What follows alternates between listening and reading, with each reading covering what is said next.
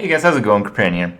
So today we're going to go over a really cool topic. It was inspired by Reddit. This has been an ongoing discussion for a while. Is who won GVG? Was it the Goblins or was it the Gnomes? So people took this stuff pretty seriously on Reddit, and I had a lot of fun going through. And there has been some kind of statistical analysis that I'll go over with you guys, but I want to extend that past it and really get to the bottom of the winners and the losers of the Goblins versus Gnomes Hearthstone expansion. So this is a table of all the Goblin cards in the game, and the more serious study on Reddit was basically going through Hearthstone, which is basically the best Hearthstone website for databases and seeing cards and seeing what kind of decks people are playing, of course. So they take the percentages of these cards, how often they show up in all the decks listed on the website, and it is a pretty fair comparison, as you know, there is no real other way to gather statistics right now. So you can see all the Goblin cards, how much they're used. Obviously, Dr. Boom is really, really powerful. Pretty big ones out there. You see like Light Bomb, like Dark Bomb, and you see Goblin Blast Mage in just about all the mages, and of course the Goblins lay claim to all the Shredders, and the Shredders, you know, have a pretty good showing there as well. So when you compare this to the Gnomes out there, they have a Gnome list. The Gnomes table is a little bit bigger. It has an extra little section. There's definitely a lot more Gnomes. They definitely reproduce a little bit more. They like their devices a little bit more, apparently. So those are the Gnomes. You can see that even though there are quite a lot more of them, the study pretty much concluded that, well, the Goblins won. So the reason is that they're just more used than the Gnome cards, even though there's much fewer of them. And you can see that Goblins win it out. It's 99.73 likely that a deck has at least one Goblin card compared to Gnomes at 91.15%. So in terms of constructed by some objective statistics, we can pretty much hand it to the Goblins for engineering better mechs and better utilities and more OPS shit. But this doesn't really go over the version of Hearthstone that I play. I like to play Arena, and in Arena, this shit doesn't really matter, because when it comes to the Goblin vs. Gnomes cards, most of them are pretty OP, but some classes fared a lot better than others, and what really isn't discussed in this comparison is the weight of rarity. So in Arena, if you have a really good common card, but the rare card that you got out of Goblin vs. Gnomes is a piece of shit, well, that doesn't really matter too much, because you really just want good-ass commons. And yes, sometimes you get a good rare too, but like the legendaries, the epics, they're basically pretty marginal. So what we're going to do right now is we're going to have a little bit of a study. It's not going to be as objective as that. And I'm going to go through the Goblin versus Gnome cards through all the classes and how they compare in terms of Arena, including the rarity. So here we go. Here we're in the game. We have it in crafting mode with just the golden cards shown. You guys can see how my progress has been. This is from an initial 250 packs, something like that. Now we're a few months past it, and I've done a lot of Arena. I've earned a lot of packs. I've bought a lot of packs with gold past that. I've done my best. So here we are. We see the Druid. The Druids fared okay, in my opinion. They got the Anodized Robo Cub, which is a common, which is pretty decent. It usually wins out against most 2-drops.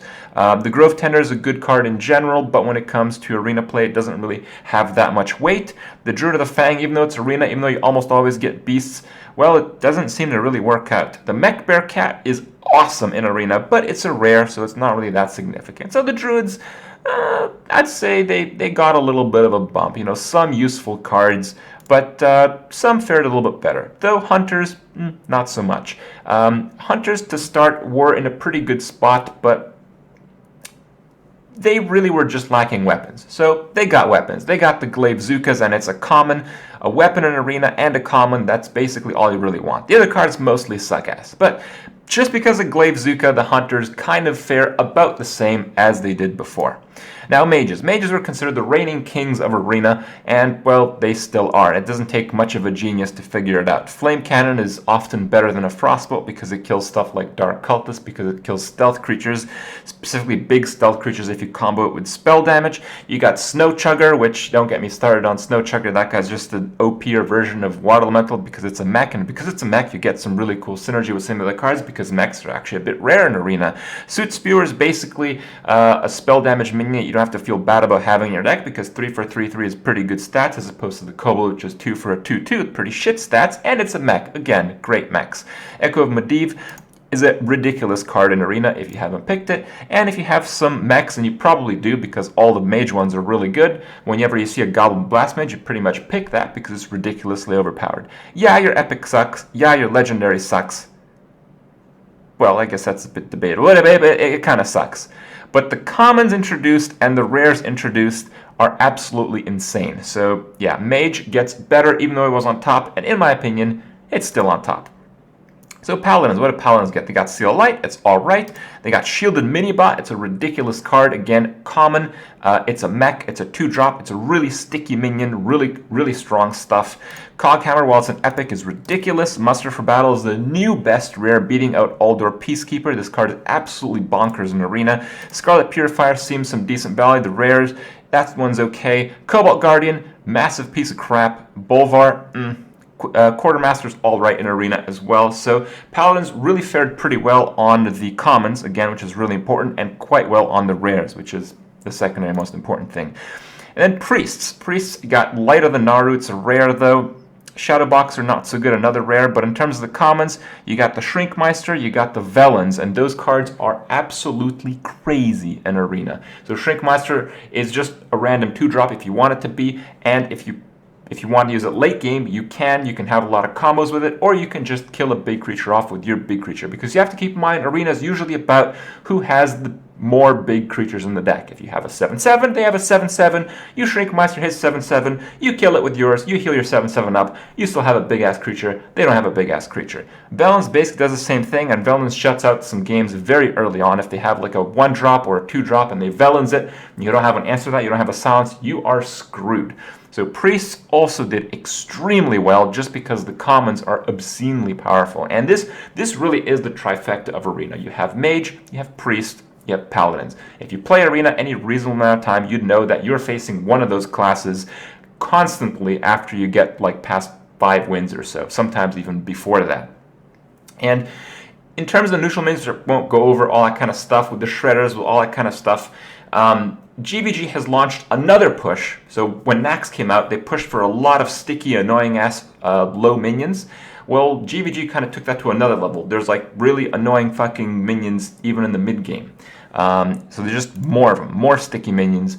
Rogue fared pretty well. I think Goblin Autobarber is the new best common rogue card, so that's always good. This rare sucks, that epic kind of sucks, that rare kind of sucks. Sabotage is pretty cool, but the other common, Tinker's Sharpsword Oil, is pretty good. So you got 2 commons, both of them are really good in Arena. That pretty much puts Rogue in a pretty nice spot. They've evolved quite well, though, in my opinion, not quite as well as the other classes. And you have the Shaman, you have the Crackles, which are pretty good. You have the Whirling Zapomatics, which sometimes give you free wins. Some of the rares suck ass, like Dunmal Shaman. Some are pretty damn good, like Power Mace, and then there's Vitality to it. Let's not talk about that. Neptulon's an awesome card, but you generally don't really care about legendaries in Arena. You have Warlock. Warlock's got the Dark Bomb. They got the Floating Watcher, and holy shit is this card hilariously overpowered in Arena. Yes, you get some pretty crazy stuff like Mal'Ganis and all that kind of stuff. You don't really see play. Sometimes you see Implosion. Implosion in Arena is even more ridiculous than Constructed because you have to keep in mind, Arena, it's very difficult to get board clears. It's very difficult to actually take back the board after there's 4 fucking 1/1 minions after your creatures got hit for 4. God damn, I hate this card. And then there's Warrior. So let's go over the Warrior cards real quick. So again, the most important ones are the commons. You have Warbot, which sucks ass. It may look good, but if you pick this card in Arena and do badly, I assure you, you can rest your blame on picking this card. Then you have Ogre Warmaul, which has made my top list of hasn't topped it out, but it's pretty close to the worst cards introduced in GVG. 4 is overkill on basically everything. Sometimes you miss, sometimes you just hit something big and kill yourself. This card is absolute trash. Absolute trash. The only way they can make this card decent is if they made it like 4 charges or something dumb, so you could just go face nonstop. You got Bouncing Blade. Fine. There's usually some 1/1 creature on the board that makes this card shit. Then you have Screwjank Clunker, which is terrible because you probably don't even have other mechs. You have Siege Engine, which is fine. Yeah, okay, it's fine. Iron Juggernaut, it's alright. You guys saw me review it yesterday. In Arena, there's better shit that you could get. Shield Maiden. Shield Maiden is actually one of the best cards used in Constructed. But in Arena, it's garbage. The reason it's garbage is the bigger creature usually wins out, especially for classes that don't have 1 damage hero powers, like the Warrior. So while Shield Maiden is a huge tempo swing in Constructed, in Arena, you play Shield Maiden, they play Boulder Fist. Your Shield Maiden dies. Then the Boulder Fist hits you for 6. Then that 5 armor, it's not so useful anymore. Crush is actually a pretty decent card in Arena, but it's an epic, and, well, yeah, it doesn't change too much.